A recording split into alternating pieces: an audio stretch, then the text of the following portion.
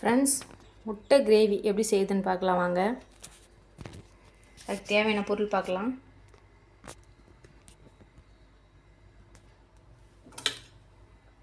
பாருங்கள், பட்டை, லவங்கம், சோம்பு, ஏலக்காய், இஞ்சி பூண்டு பேஸ்ட்டு, தக்காளி, சின்ன வெங்காயம், கருவேப்பிலை, பச்சை மிளகாய், முட்டை வேக வச்சு வச்சுருக்கேன், தேங்காய், குழம்பு மிளகாய் பொடி, எண்ணெய் ஊற்றிருக்கேன். எண்ணெய் ஊற்றி கேஸ் ஆன் பண்ணியாச்சு.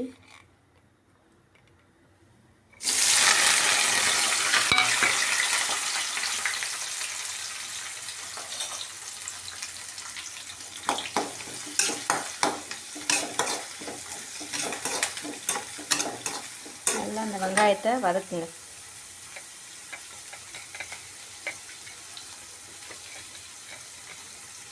இது நல்லா வதங்கி வரட்டும். அதுக்கப்புறம் என்ன போடலாம்னு சொல்கிறேன். வெங்காயம் நல்லா கோல்டன் ப்ரௌன் கலரில் வரணும்.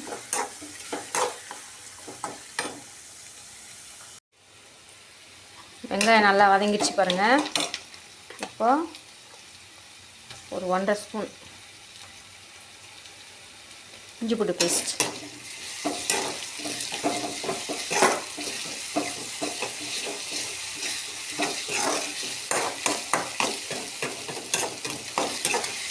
நல்லா வதக்கி விடுங்க.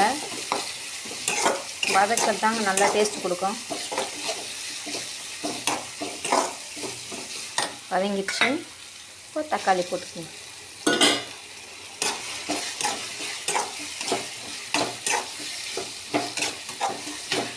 தக்காளி நல்லா வதங்கட்டும்.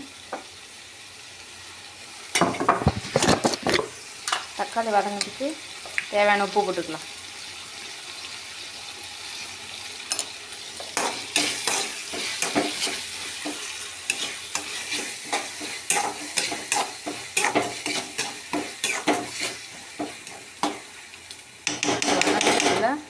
நம்ம போய்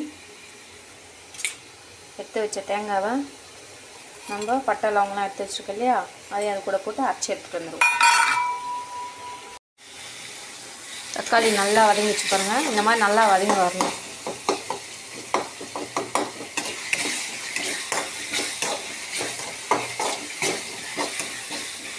தக்காளி நல்லா வதங்கிடுச்சு.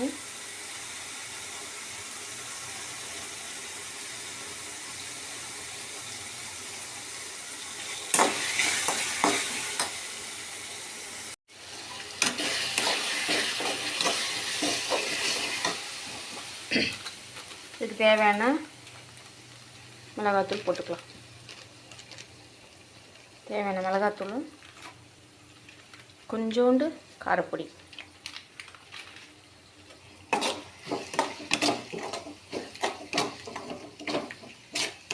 நல்லா பச்சை வாசனை போகிற அளவுக்கு வதங்கட்டுங்க.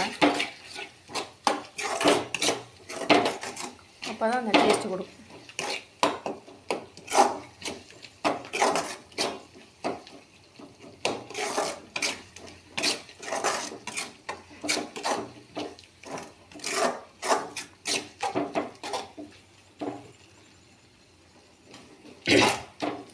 நல்லா வதங்கட்டும்.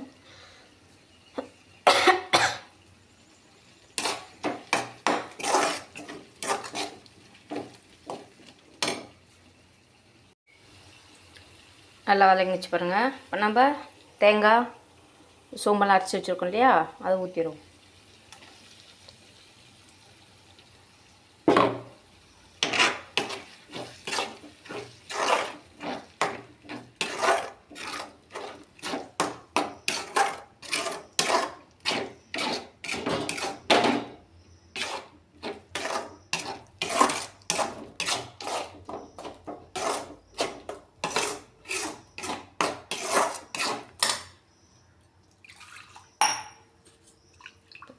அரைச்சி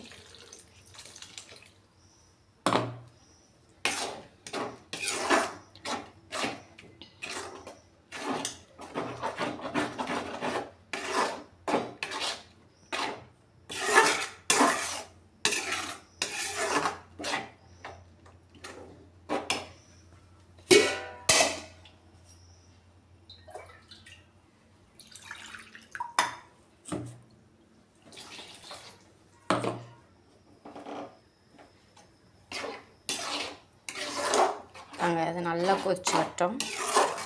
கொதிச்சு வந்தோடனே நம்ம முட்டை போட்டுக்கலாம். முட்டை வச்சு கொதிக்கட்டுங்க. அதுக்கப்புறம் முட்டை போட்டுக்கலாம்.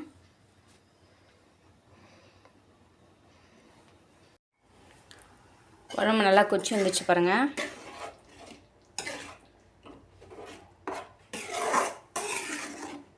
இந்த பக்கம் வந்ததுக்கப்புறம் நம்ம முட்டையை இப்படி 4 கீறி வச்சுருக்கணும். பாருங்கள், முட்டையை 4 கீறி வச்சுருக்கேன். அதை ஒன்று ஒன்றா போட்டு ஒரு 2 நிமிஷம் கொதிக்க விடுங்க.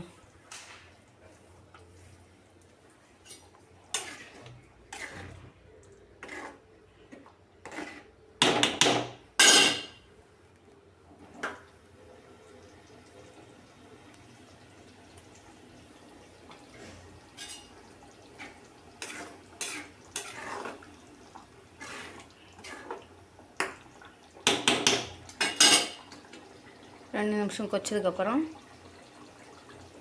கொத்தமல்லி, கொஞ்சோண்டு கருவேப்பிலை போட்டு இறக்கிடுங்க.